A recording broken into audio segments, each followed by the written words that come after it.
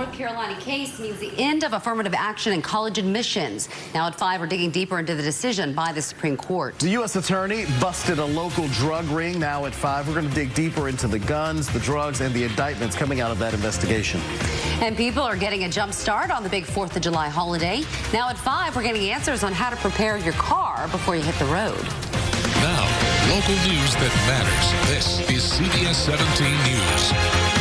The U.S. Supreme Court strikes down affirmative action in college admissions. Good evening. Thanks for joining us. I'm Angela Taylor. And I'm Rod Carter. Campuses across the country are impacted by a decision that involves UNC Chapel Hill, the nation's oldest public university. CBS 17's Russ Bowen is here now to explain what all of this means and why it was before the Supreme Court in the first place. Yeah, this is a major decision, but one that was really widely expected. It essentially removes the consideration of race when it comes to admitting college students. A group called Fair Admissions for Students sued UNC, saying the school's admission policies discriminated against white and Asian applicants by giving higher preference to Black, Hispanic, and Native American applicants. In a 6-3 decision, the conservative justices said the practice violates the Constitution's Equal Protection Clause. It's a ruling that effectively ends affirmative action. Chief Justice John Roberts wrote the majority opinion, saying in part colleges have concluded wrongly that the touchstone of an individual's identity is not challenges bested,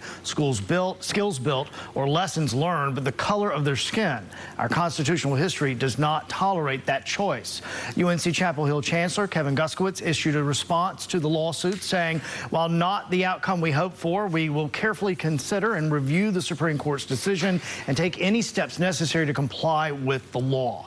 Harvard University was also sued. The justices also said today that race at that university cannot be used during the admissions process. This opinion is 237 pages long, a length that is unusual for the Supreme Court. A lot of pages for universities and their legal teams to sort through. They're doing it right now to figure out those next steps.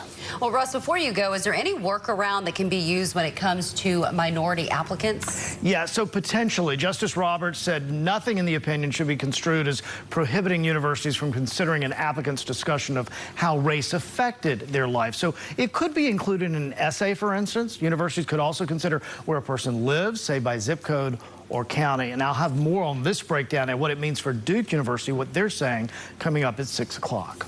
All right, Russ, thank you so much.